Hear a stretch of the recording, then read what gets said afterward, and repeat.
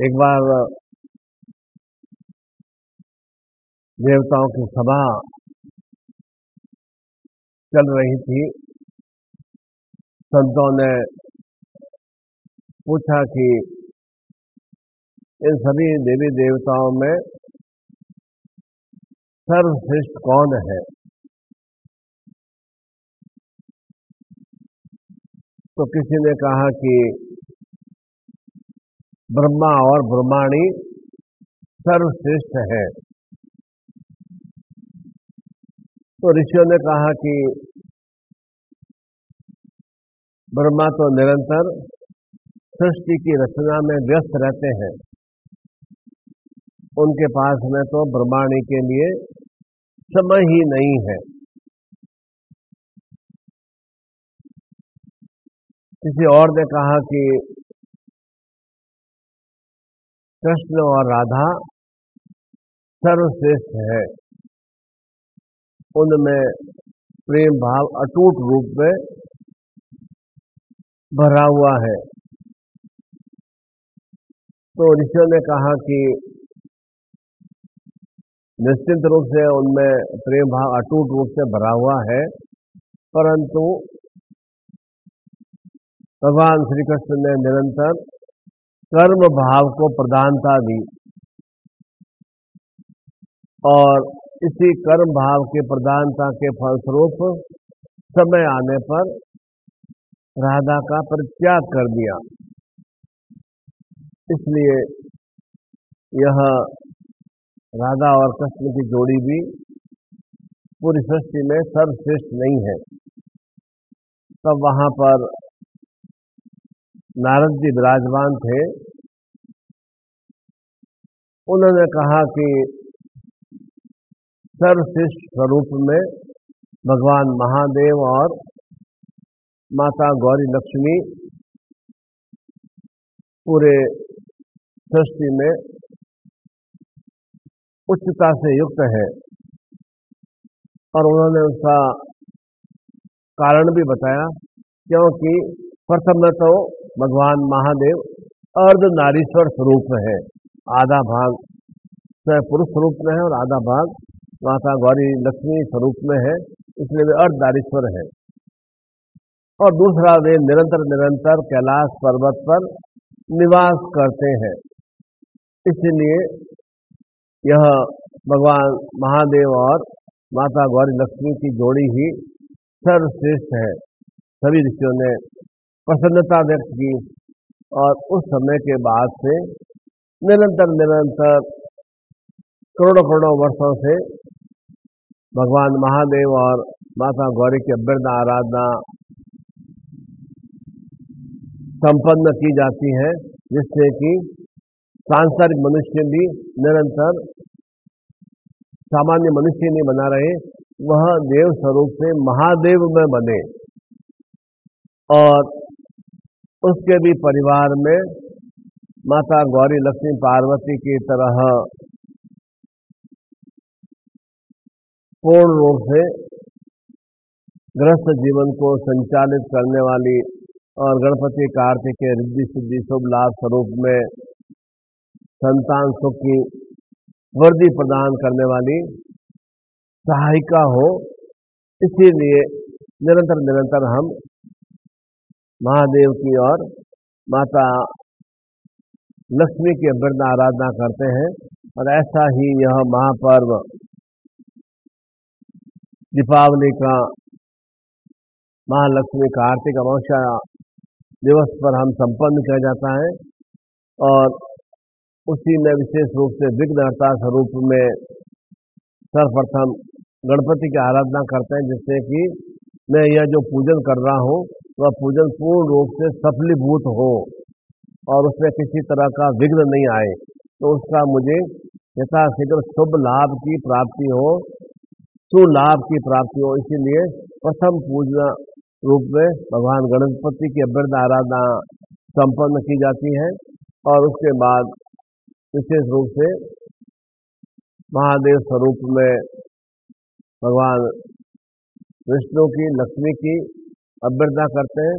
कार्तिक का मास ही है और रिद्धि सिद्धि की चेतना के हमें अर्थात हमारे कार्य व्यापार में पूर्णता की प्राप्ति हो सके। तो ऐसा ही पूर्ण रूप से शिव परिवार में, महादेव गौरी लक्ष्मी में, विष्णु परिवार में सामग्री आपके लिए चैतन्य रूप में, मंत्र सिद्ध स्वरूप में तैयार की गई है। इस चैतन्य सामग्री से आप इस 24 अक्टूबर को पुस्तक भी साथ में है, विधि विधान स्वरूप परिवार के सदस्यों के साथ पूजन संपन्न करेंगे। तो निश्चित रूप से आपके जीवन में जो भी विघ्नमय स्थितियाँ आ रही हैं, ये विघ्नमय स्थितियाँ अवश्य ही समाप्त होंगी और जीवन शुभ लाभ में, रिद्धि सिद्धि, विघ्नहर्ता स्वरूप में निरंतर क्रियाशील हो सकेगा। क्योंकि प्रत्येक सांसारिक मनुष्य चाहता है कि वह अनेक सुलक्ष्मियों से युक्त हो सके और उन सुलक्ष्मियों को प्राप्त करने का सुयोग केवल और केवल दीपावली महापर्व, महालक्ष्मी पूजन पर्व ही है। ऐसे दीपावली ज्योतिर्मय पर्व पर कि मेरे भी जीवन का अंधकार समाप्त हो सके, मेरे भी जीवन की विषमताएं, दुख, कष्ट, पीड़ाएं पूर्ण रूप से मैं उससे निवृत्त हो सकूं, उसी के लिए विशेष रूप से प्रत्येक सांसारिक मनुष्य को, साधक साधिका को इस दिवस पर अवश्य ही पूजन संपन्न करना चाहिए। और जिस भाव चिंतन से हम पूजन संपन्न करते हैं तो उसका गुरु सानिध्य में क्रिया करने से उसका हमें सुलाभ की प्राप्ति होती है। और उसी के लिए आपको 24 अक्टूबर और 25 अक्टूबर को दोनों दिवस सूर्य ग्रहण 25 अक्टूबर को है। ऐसा प्रथम बार अनेक वर्षों बाद में योग आया है कि दीपावली महालक्ष्मी पूजन के दिवस पर सूर्य ग्रहण नियोजित है। तो इस सूर्य ग्रहण काल में विशेष रूप से शक्तिपात की दीक्षा को धारण करने से निश्चित रूप से आपको अनेक स्वरूपों में सूर्य की तेजस्विता में चेतना की प्राप्ति हो सकेगी।